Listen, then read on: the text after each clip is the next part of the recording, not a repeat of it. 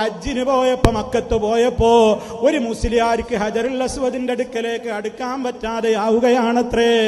അങ്ങോട്ട് അടുക്കാൻ പറ്റാത്തത്ര കഠിനമായ തിരക്കാണ് ഹജറുൽ അസ്വദിന്റെ സമീപത്ത്. ഈ പോയതൊരു മോലിയേരുമാണ്. അപ്പൊ ഈ മോലിയേർക്ക് ഇങ്ങനെ മനസ്സിൽ തോന്നിയത്രേ, ഞാനെന്തിനാ ഇത്ര ഇടങ്ങേറാകുന്നത്, എവിടുന്നാ വിളിക്കുന്നതെന്ന് നോക്കണം.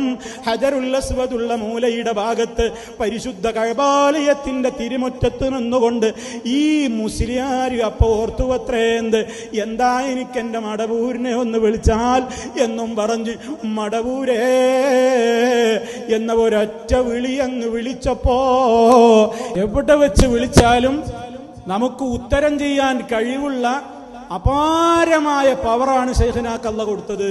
എവിടുന്നായി വിളിക്കണേ? ഹജറുൽ അസ്വദിന്റെ തൊട്ട് ചാരത്ത് നിന്ന്. മടവൂരേ എന്നാണ് വിളിച്ചപ്പോ ഒരാളാണ് പ്രത്യക്ഷപ്പെട്ടത് മടവൂരനെ. മുപ്പരാണ് വന്നിട്ട് പറഞ്ഞു, ഞങ്ങളെ നാട്ടിൽ നിന്ന് വന്ന പണ്ഡിതനാണ്, മുത്താൻ സൗകര്യം ചെയ്ത് കൊടുക്കണം. നോണ പറയുമ്പോ കുറച്ചൊക്കെ ഒന്ന് കേൾക്കാനുള്ള സൗ പറയണ്ടേ. 10 മിനിറ്റ് മൂപ്പര അവിടുന്ന് മുഖെടുത്തിലാണ്. അത് അവിടെ തിരക്കലേ ഹജറുൽ അസ്വദിന്റെ അവിടെ 10 മിനിറ്റ് പോയിട്ട് 10 സെക്കൻഡ് അവിടെ ചുംബിക്കാൻ അനുവദിക്കോ? 10 മിനിറ്റ് മൂപ്പരുടെ മുഖവും തൊള്ളയൊക്കെ കൂടി അതിന്റെ ഉള്ളിൽ വെച്ചു എന്ന് ഒന്ന് ആലോചിച്ച് നോക്കി നിങ്ങൾ. അപ്പൊ ഇതിന്റെയൊക്കെ അപകടം എത്രയാണ് സഹോദരന്മാരെ.